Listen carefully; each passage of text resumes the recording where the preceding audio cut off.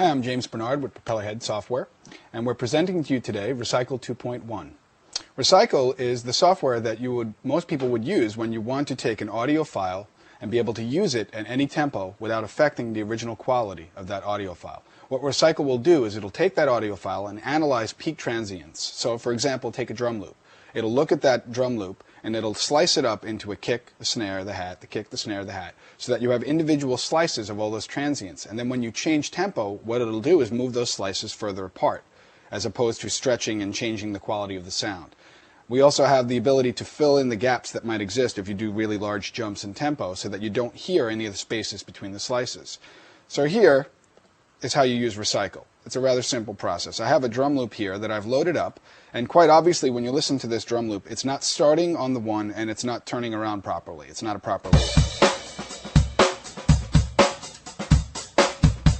Okay, so I'm going to use Recycle to find my start and end point to this loop and then slice it up so that I can then use it in any music that I want at any tempo.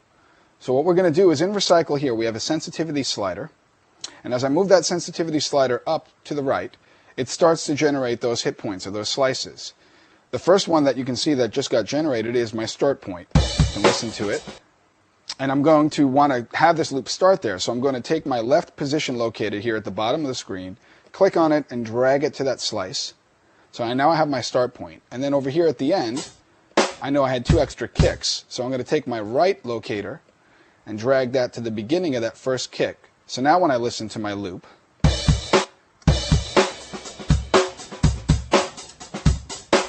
I've got my perfect loop. It's a perfect 2-bar loop, which I can now process further and Recycle. But the first thing I want to do is get rid of any of the audio that's outside of those locators, so I have a perfect loop. And the way we do that is in the process menu up here at the top, I go to crop loop, and what that does is remove everything outside of those left-right locators. So now my loop is perfectly 2 bars. So as I turn my sensitivity slider up further, you can see that more hit points get generated. And probably about here or so is where I'm going to get all my points. It looks like I've got every slice here generated. You can hear the hats, the individual hits that are there. The only thing is that on this particular file, I can see that there was a double hit generated here. And as I zoom in, using the zoom tool, I can see there is another slice there, but I don't want that. And I can remove that slice very quickly by going up to my left-hand side here, just to the left of the sensitivity slider. I have some tools that allow me to change the slices around. This mute tool, the X, allows me to select the slice and mute it, remove it. Now if I had more slices in here that I wanted to remove, let's say I did a loop and there were actually 30 different hit points that got generated. It was a very noisy loop, but I still want to use it. And in order to get all the proper slices, there were also 30 or so extra slices that were generated. I'm not going to go through and mute and unmute individual slices. What I would do in that instance is I would actually use this lock tool. And when you click on the lock tool, you can actually go slice by slice and decide which slices will always be there. So if I locked in these slices, for example, and then I moved my sensitivity slider back down to remove any of the unwanted slices, the slices that are locked stay. So that's how you can use the lock tool to really pick out which slices you're going to keep and which ones are going to go away. All right. You also have this pencil tool here. And what the pencil tool allows you to do is it allows you to write in or draw in your own slices. There may be a loop that you load in that really has a lot of artifacts in it, and you want to use it, so you want to find the slices. You may have to manually go find those slices. You can zoom in and then draw them in. It's a very simple process to do. So now that I've got this loop all sliced up properly, I can now show you exactly why Recycle is the software of choice for using loops and taking loops and using them in your music. I'm going to push that preview toggle button here at the top, and I'm going to tell it how many bars this loop is. And I know from listening to it that it was a 2-bar loop. And we can see as soon as I do that, it tells me what the original tempo of this loop was. It's 123.042 BPM. I can take that loop now and change its BPM. I'm going to go down. Let's say we'll go down to about 84 or 83. Yeah, we'll take 84. So when I listen to it now, you're going to hear something that I'm going to show you that stretch percentage and how that fills in the gaps. So you can hear the slices there because we did quite a drastic change in tempo. But if I take this stretch percentage knob here and turn it all the way up, now you're not going to hear those slices. Okay, so that allows you to use this drum loop at quite a drastic change in tempo here. I went almost 40 BPM down from the original loop, and I'm not hearing any artifacts or any weirdness. The snare is still crisp and tight, the kick is still punchy, everything's still the way it was. So now I can take this loop and I'm going to save it down to the desktop.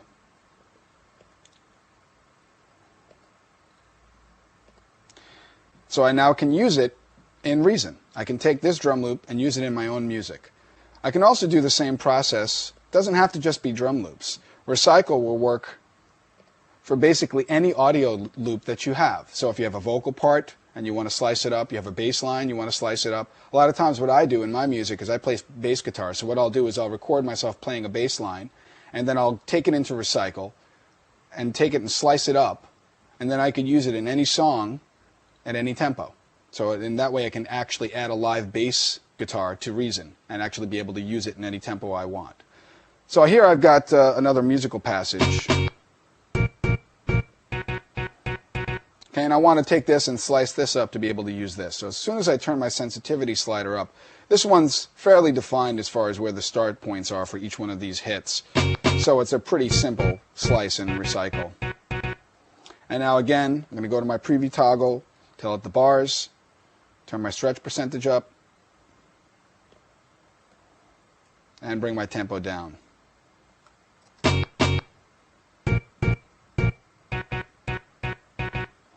We also have other things in Recycle 2.1 which allow you to shape the sound. We have the envelope, transient shaper, and EQ effects. The envelope allows you to do things like give it a bit of a backwards feel. So if I turn the attack up, kind of feels like you're fading into the sound. So that can kind of take out some of the attack transients in the sound. We can go to the transient shaper and you can apply something like compression or limiting to really take the sound and change it. You can also take the EQ and maybe filter out or boost certain frequencies that you want. And then once you do that, you save that file down and it's been processed and it's ready to use in Reason. So I'm going to do that with this as well. We're going to save this to the desktop. Okay, and now we'll open up Reason. And I'm going to create a new song here. And what I'm going to do in this song is just use two Rex players, two Dr. Rex loop players. I've got one there and another one. And I'm going to go find those loops. There's my drum loop. And then my musical passage. Okay, so these are now both in Reason, and they're going to play at whatever tempo Reason is set to. Regardless of what I save them at, they're going to play at the tempo of Reason. So I want to put them to the track. I'm going to go with that drum loop first. Now when Recycle slices it up, it does more than just slice it up into individual parts. It also extracts the groove from that file so that you keep the same feel. For example, with this live drum loop, it keeps the exact same feel of that drum loop. It saves it as a MIDI file, and then when you use this 2-track button on the Dr. Rex player, it takes that groove and puts it down to a track as MIDI information. I'm going to do that for both of these. So now when I press play, let me bring the volume up a bit here. You can hear that it's playing back at the tempo of the Reason song. So I'm going to change that and bring that down to 93. So very quickly I've got those loops that I just put into Recycle and I'm able to start using them in my music. Let's say I wanted to change the whole feel of that. I could take these files that I had that were recorded with a different feel and give them an extreme shuffle. Let's say they're a little too rigid for me. I can go into Shuffle, select those tracks, hit the shuffle percentage because now they exist as MIDI information, and now I've got a real shuffled feel.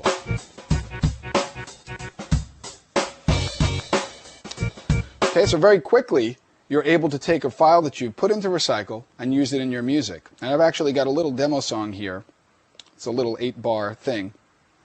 And it's actually using all Recycle files. And I've also done some things with transpose, because when you load a Recycle file into the Dr. Rex loop player, you can also transpose it. And you could automate that. So let's say I wanted to do a chord change or modulation in the song. I can record that transposition in. So everything that you're hearing here, save from the drums, because those I programmed. Everything else is a recycled file.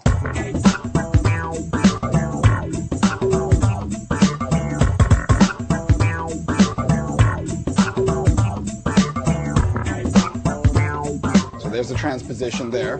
Chorded that in to go down in the keys.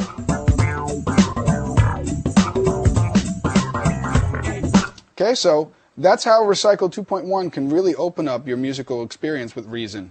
When you use Recycle, you really have a whole nother palette of sounds that you could add when you're using Reason to create your music. That's Recycle 2.1.